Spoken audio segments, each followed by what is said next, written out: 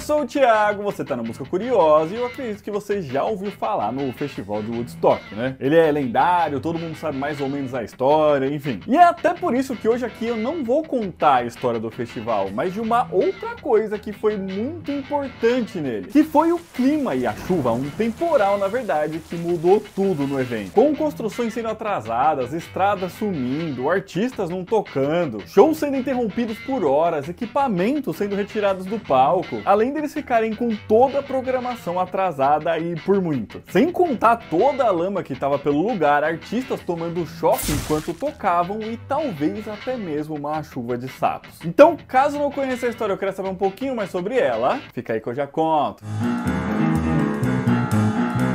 Bom, pra quem não sabe, o Festival de Woodstock aconteceu no verão de 1969, entre os dias 15 e 19 de agosto daquele ano, em uma fazenda na cidade de Bethel, no estado de Nova York, lá nos Estados Unidos. O evento juntou cerca de 400 mil pessoas e foi uma espécie de coroação para todo um movimento de contracultura que estava bastante forte ali no final dos anos 60, começo dos anos 70, que foi o movimento hippie, que pregava a paz e amor, né? Pedindo o fim de guerras, amor livre, entre uma série de outras coisas. Sem contar que ele juntou vários dos maiores artistas da época ali de rock, folk, entre outros estilos. Entre eles Santana, Grateful Dead, Creedence, Janis Joplin, The Who, Jefferson's Airplane, Crosby, Nash, Steel & Young, Jimi Hendrix e por aí vai, né? Tendo apresentações icônicas aí, como a do Joe Cocker e a do próprio Jimi Hendrix, por exemplo. Com tudo isso aí fazendo então com que esse fosse um festival extremamente lembrado e reverenciado até hoje. E assim então, por muitas vezes, até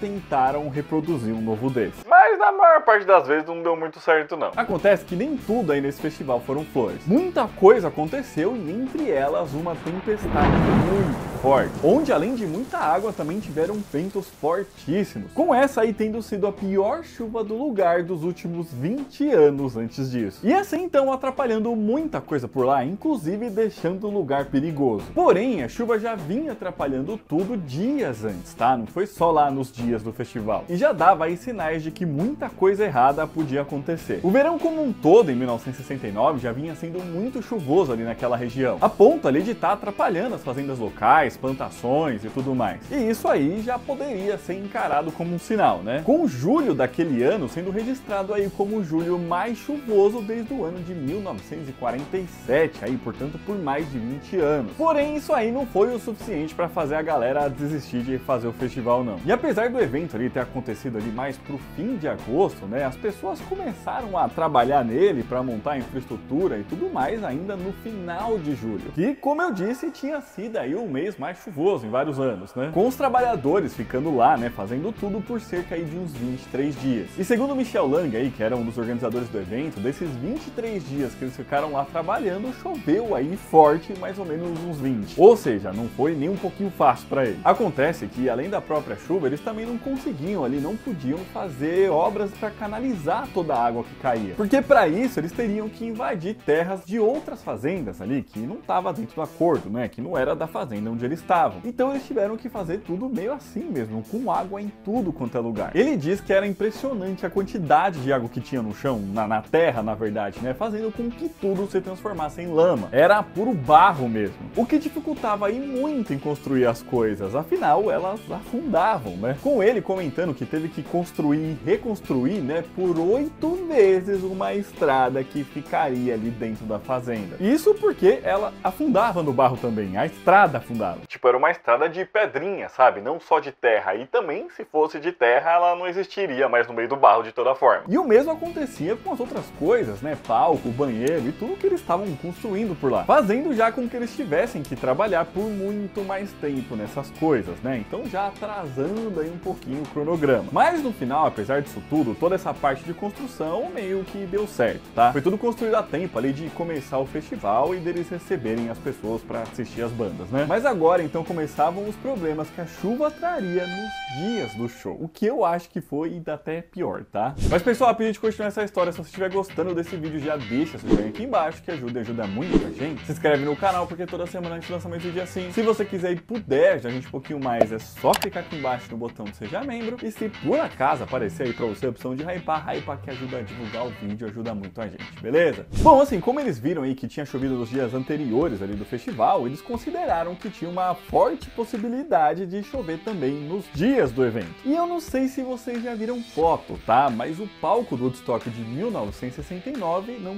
tinha teto, não tinha cobertura, ele era aberto. E assim, então os artistas teriam que provavelmente tocar na chuva. E isso não seria aí um grande problema se não fossem os equipamentos elétricos que eles usavam enquanto estavam se apresentando. E que, portanto, poderiam quebrar, né? Sem contar aí que a soma da água da chuva com a eletricidade dos equipamentos podia fazer com que a galera que estava tocando tomasse um choque. Então, a organização do evento, nesse momento, já ficou ali em alerta. Assim, quando chegou então a sexta-feira, o primeiro dia de festival, o que aconteceu? Choveu e muito, né? É claro. Fazendo com que eles tivessem que ficar o tempo todo reprogramando os shows, reconsiderando mesmo ali a ordem que os artistas tocariam. Ainda segundo o Michel Lang, lá, o organizador do evento, eles determinaram aí que quando começasse a chover, né, nesses momentos de chuva, que eles teriam que colocar pra tocar ali artistas que tocavam de forma acústica, né, sem nada elétrico. Até porque, usando as palavras dele, tava tudo molhado, ainda chovia e eles não queriam que ninguém fristasse. Então, nesses momentos aí, eles começaram a colocar ali os artistas que tocavam de forma acústica e que estavam preparados já pra tocar, né? Portanto, o público que tava lá não fazia ideia da programação do evento, eles não sabiam quem seria o próximo artista a subir no palco, eles só ficavam lá esperando o cara subir, né? Porém, mesmo com toda essa programação, as coisas ainda assim não deram tão certo aí nesse sentido de não tomar choque. Assim, nenhum artista foi frito, né? Mas tomaram sim choque enquanto tocavam. Um exemplo disso foi o Bobby Weir, né? O vocalista do The Grateful Dead, já que certa vez ele contou ali, enquanto ele estava dando uma entrevista para a revista Rolling Stones, que enquanto ele tocava a guitarra, né? Ele ficava tomando choque o tempo todo. A banda tocou no sábado à noite, segundo ele, o palco estava todo molhado. Então ele ficava ali conduzindo a eletricidade da sua guitarra para o chão do palco, dizendo ali que tocar a guitarra ou encostar no microfone era quase que fatal para ele. E ainda que em um certo momento ali em que ele estava tocando, chegou a aparecer uma grande faísca azul do tamanho de uma bola de beisebol que fez com que ele fosse jogado para trás. Então assim,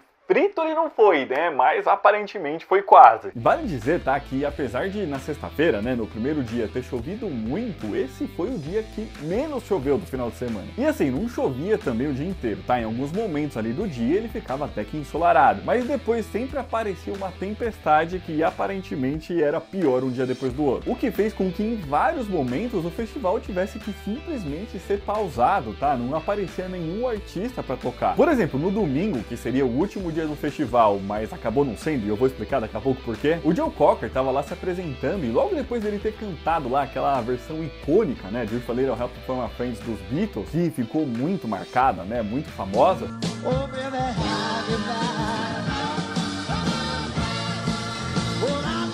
Começou a cair uma chuva muito, mas muito forte. Com o pessoal da produção, então, tendo que correr lá para tirar o artista do palco e também para cobrir todos os equipamentos. Novamente com medo de tanto estragar tudo que tava lá, também pelos choques, né, que a galera já vinha tomando. Com tudo isso, então, fazendo com que o show do Joe Cocker acabasse e todos os outros ficassem pausados por horas. Vocês têm noção que um festival ficou horas no meio dele sem ter nenhuma apresentação? Pois é, foi isso que aconteceu. Com os shows voltando somente quando já tinha anoitecido, com a banda Country Joe and the Fish, que tinha substituído o Jethro Tull, que tinha também recusado aí participar do evento, tá? Mas aí é outra história. Sem contar que logo depois deles ainda veio a banda 10 Years After, que eram muito conhecidos ali por conta dos solos de guitarra e bateria. Todo mundo queria ver o que eles iam fazer em cima do palco, mas eles não conseguiram mostrar muita coisa não. Isso porque a chuva ficava o tempo todo desafinando os instrumentos deles. Tipo, a tempestade dava uma diminuída, sabe? Mas a chuva ficou meio que o tempo todo ali. Foi tudo um verdadeiro caos. Sem contar que todas essas pausas aí que aconteceram por diversas vezes, umas maiores, outras menores, fizeram com que a atração final aí do festival, aquele que fechou o evento, que foi o Jimi Hendrix, junto com a sua banda ali, subissem ao palco cerca das 9 horas da manhã da segunda-feira. Momento que muita gente já tinha ido embora, né? Era segunda-feira. Se estima aí que das 400 mil pessoas que estavam lá no momento do show do Jimi Hendrix,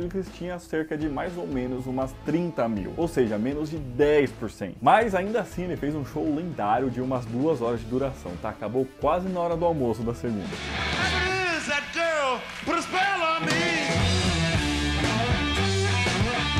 assim, eu tenho que dizer aqui, tá, que apesar disso tudo, essa chuva toda aí não desanimou nem um pouquinho a galera que tava lá. Pra falar a verdade, talvez tenha sido até o contrário disso. Porque tem um monte de relato aí de que quando começava a chover, a galera ia aproveitar a lama, aproveitar a poça, ficava lá nadando, brincando e tudo mais. Alguns deles ficavam até pelados lá e tudo mais, tá? Ia nadar no lago, enfim, ia brincar mesmo. O pessoal no final tava se divertindo demais, tá? De toda forma. Ainda mais que a gente sabe que também tinha muita droga por lá, né? E Isso foi uma das coisas que ajudou aí o Woodstock a ficar tão marcado assim na história. as coisas que deram errado nele acabou não chamando assim tanta atenção, né? Ninguém lembra tanto disso. As pessoas curtiram muito no final, né? Tem um monte de foto aí das pessoas ali animadas na chuva. Chuva essa que inclusive pode não ter sido só de água, tá? Já que tem uma história e uma lenda, né, de que também teria chovido lá em algum dia sapos. E eu vou te falar, tá, que apesar dessa não ser uma história confirmada, ninguém sabe exatamente se é verdade, é possível que de fato tenha acontecido. Isso porque existem eventos documentados de fato, tá, de que pequenos animais aí como peixes e sapos, por exemplo, foram de fato levados de um lugar para outro aí e choveram em outro lugar, né, por conta de tornados e trombas d'água. E como o festival aconteceu em uma fazenda que provavelmente tinha sapos e estava chovendo muito com ventos muito fortes, de fato pode ter acontecido de chover sapo lá. Mas, como eu disse, nada confirmado, tá? E aqui vale uma última observação, tá? De que todo esse clima aí, né, de chuva e vento mesmo, que o pessoal vivenciou no Woodstock, foi noticiado bastante na época. Mas acabou passando bem batido, tá? Por conta de uma coisa que aconteceu na manhã do dia 18 de agosto, o domingo lá em que ainda estava acontecendo o festival. Isso porque no estado do Mississippi, ainda lá nos Estados Unidos, passou o furacão Camille nesse dia, que foi muito poderoso, causou muito estrago e morte, enfim, foi um horror. Muita gente, inclusive, compara ele ao furacão Katrina, que aconteceu em 2005, né, que tá um pouco mais fresco aí em nossa memória, mas que destruiu ali toda a cidade, era Nova Orleans no caso do Katrina, né. Com esse furacão Camille, então, sendo que ganhou aí os noticiários naquela época, né, principalmente quando se falava de clima. E assim, então, ajudando as pessoas a esquecer aí da chuva do Woodstock, ficando só as memórias boas, né. Mas então é isso, pessoal, esse vídeo ficando por aqui, espero que vocês tenham gostado. E se gostaram, já deixa seu joinha aqui embaixo, comenta aqui pra gente se você já tinha ouvido falar aí dessas chuvas e ventos fortes que aconteceram aí lá nos dias do festival, e também de todas as consequências aí que teve tudo isso. Aqui dos lados tá deixando outros vídeos pra vocês assistirem. Um beijo, até a próxima e tchau!